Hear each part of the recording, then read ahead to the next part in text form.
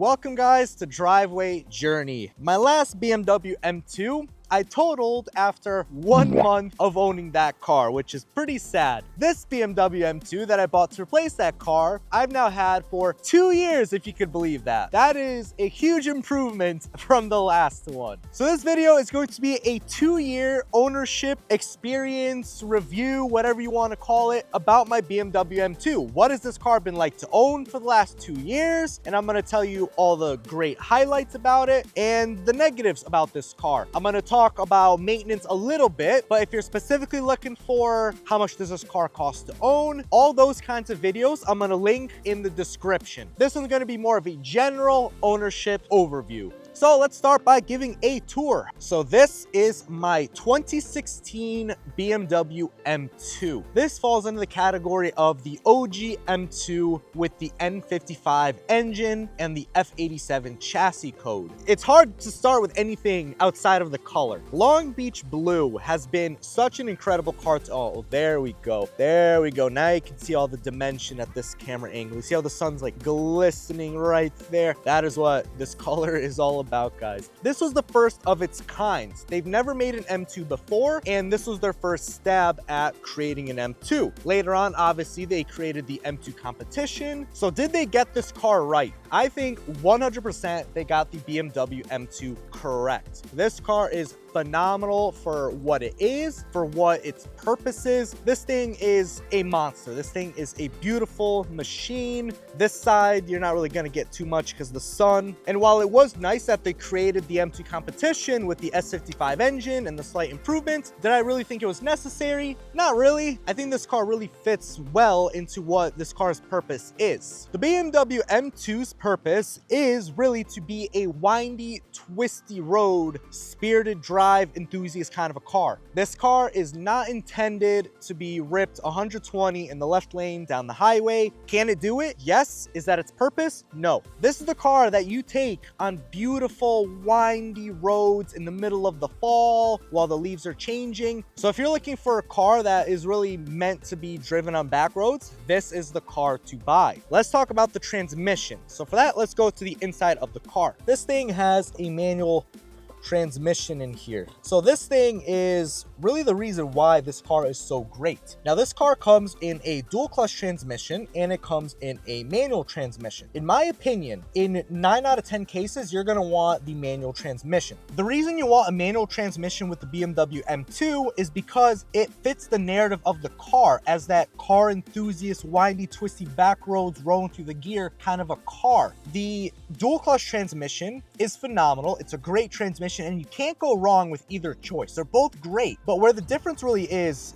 in that the dual clutch transmission makes this car feel like more of a premium sports car. Like you feel like you're driving a 458 Italia as you're ripping through the gears, banging them as you're being kicked around in the seat. That's what the dual clutch kind of gives you. And it's really awesome. It's lightning quick. It's ridiculous. It is so cool. Loved it for the 1 month that I owned it. The manual transmission is just, it suits the car so much better for what this car's purpose is. So if you guys are looking at one or the other, you can't go wrong with either. But if you're looking for really the purpose of the M2 and that enthusiast drive, get the manual transmission. You will not regret it. To put a little bit of context on that as well, this is the first manual transmission I ever owned. I actually bought this manual transmission BMW M2 before truly properly knowing how to drive a manual transmission car. So that should tell you a little bit about the manual transmission in this car. Really easy to drive, really easy to learn on, and I've loved it ever since. And I've never once smelled the smell of burning clutch. So that should tell you guys something. Either I'm a really good driver or this car is just really easy to drive. It does have some downsides to it. The 1-2 shifts, as I've said in other videos in this car, is a little quirky and janky. If you're really ripping the car, you have to wait a long time for the revs to drop from the 1-2 shift, because if you shift it too quickly and let off the clutch, the car is going to violently jerk, and it's not in a good, healthy way. It's like in an, oh, I didn't really want to do that. That kind of hurt me a little bit kind of a way. It's not good. And then if you wait too long for the revs to drop, then you're revving the car out. It's like, yeah. shift, then you keep going. So it's a little janky of a shift. The dual clutch is really awesome. The only downside of the dual clutch transmission when I owned that car was that in traffic or in like city driving, it kind of sucks because it's very jerky. So you may want to be in like Sports Plus because you want the sounds, you want the pops and the bangs, you want that violent acceleration. But then if you're not actually driving, it sucks because it only has two modes, either stop or go. Anything in between where you're hesitating, you don't know what you want to do, driving through a parking lot, anything like that, the DCT does not like at all. But that's just a quality of the DCT transmission and pretty much all DCT out there. Can't really fault it for that. That's just a characteristic of the transmission. So let's go for a little drive. All right, and away we go. As we leave this gravel parking lot, we're gonna go on a little drive through the fall foliage, which I don't know if you'll be able to see in this video. I'm gonna see if I can get some footage with my Meta glasses and kind of overlay some of that footage as we drive. While we kind of get out of this parking lot, let's talk a little bit about maintenance. Maintenance in this car is about the same as any other BMW. I know people say maintenance is terrible in BMWs, but really, if you upkeep them, they don't break all that often. Now, there are things that have broken on this car. Now, I'm not gonna go over specific maintenance items in this car. If you wanna look at specific maintenance points, I'm gonna link videos in the description so you can watch those where I talk about very specific things and how much they cost. But just to go over a couple things, this car does have some common problems that did actually come up for me. So for example, the rear tail lights, there's an issue with the ground wire. And this is one of those beautiful scenic drives I'm hopefully going to be able to capture with the Meta glasses and overlay on this footage. But the issue that the taillights have is the ground wire in the 2016 can actually burn out. It's not an issue in the 2017s, only in the 2016s. And it causes the entire rear light to fail. And I've had both of mine fail. I've replaced them with the new upgraded 2017 part and they've been fine ever since. So that is just something that came up on this car. I've had the coolant reservoir cap crack and leak, which is a very common problem amongst many BMWs. That has happened to me in this car. I had a weird battery issue, which really turned out not to be anything except a cable wasn't tightened properly by the dealership I bought this car from. Because when I bought this car, they ended up replacing the battery around the same time and they didn't end up tightening the cable as they should have. And what happened was my car kept telling me that my battery was draining when it actually wasn't. The cable just wasn't reading properly. So I had that as an issue. But aside from that, nothing major in this car. This car has been fairly reliable otherwise. All other costs have just been routine maintenance. So your oil changes, brakes, stuff like that. Nothing out of the ordinary for BMW or really any other car out there. So really, this car is not all that expensive to run from the perspective of maintenance and service cost. It's not that bad. Now, what's the driving experience like in this car? The driving experience in this car is phenomenal.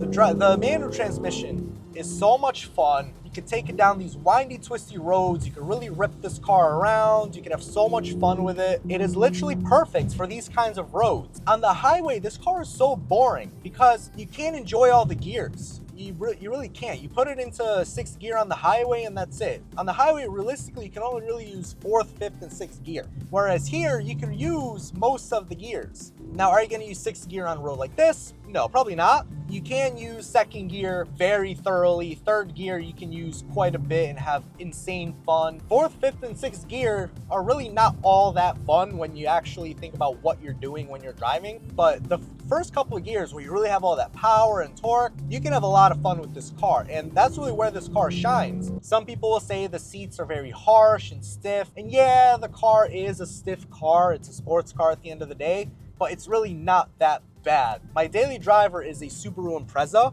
While that car I find long-term to be much more comfy than this car, in terms of ride quality, it's not all that much different. That car is now 10 years old. The suspension on that car is not what it used to be, so it feels every bump on the road just like this car does. And the thing too with that in this car is people say it's very firm, very stiff, but it's not uncomfortable. It's firm and stiff in that you will feel every single bump on the road, but it conforms to those bumps. It's not like it crashes into every single bump that you see on the road, where you have a tiny little bump this big and the car feels like it's braking every time it goes over or something like that. I hope that makes sense, that it's not an uncomfortable car to drive. People give me thumbs up in this thing occasionally, which is really awesome. Not that I really care all that much what people around me think of this car. I bought this car for me, but it is still really awesome to get other people to give you thumbs up, you know, seeing that they enjoy your car as much as you do. So from that perspective, it's generally positive. People like this car. No one generally looks at you when you get out of the car like you're entitled or anything like that. Like, I think people just generally treat it as a normal BMW. Whereas if you have something a lot more exotic, some people are going to look at you like you're some entitled prick because you have a Ferrari. You generally don't get any of that kind of treatment in a BMW. People just think it's a normal BMW. Oh yeah, that's a normal BMW, whatever. It's a beautiful color. I don't see that color very often, but that's about it. Unless they know that the M2 is an M2, they don't care. So what are the negative experiences that I've had with this car? Really, besides a couple things breaking in this car that I've already mentioned and touched on, I haven't really had all that many negative experiences with this car. Like I said, this was my first manual transmission car. So it was a very different experience getting in this car for the first time compared to, say, my M240i, where you just get in the car, you drive. And I drove that car 5 hours home. This car I had delivered right to my driveway out of state. It's a very different experience, and it's overall been a great one. And I don't have anything negative to say about this car. Now, I will be selling this car at some point in the coming months. The BMW M2's time is coming. That's not because it's a bad car. That's not because I'm tired of this car, I'm bored of it. Because yes, I do want to experience something new, but it's not because I'm tired of this car, it's just because I want to experience something new and different. But overall, guys, for 2 years of ownership, the BMW M2 has been absolutely phenomenal, guys. I mean, that is really the key point in this video, is that I've loved owning this car for the last 2 years. I've loved driving this car. I don't have really anything negative to say about this car, except for the fact that some things have broken on this car. So if you like this video, guys, leave this video a like. Let me know if you're interested in buying a BMW. If you have a BMW, tell me your ownership experience. I'd love to hear it. Subscribe if you guys want to see more videos. And if you guys are on your driveway journey from your first keys to your dream cars and dream driveways, make sure you guys also check out my website, drivewayjourney.com, where I have some shirts, hats, stuff like that, so that we can all represent our journeys moving from our first keys to our dream driveways. We all love talking about our cars. We all love talking about the cars we one day gonna own. So why not represent with a piece of merch that tells that story? So that's all for this video, guys. Thank you guys so much for watching. Till next time.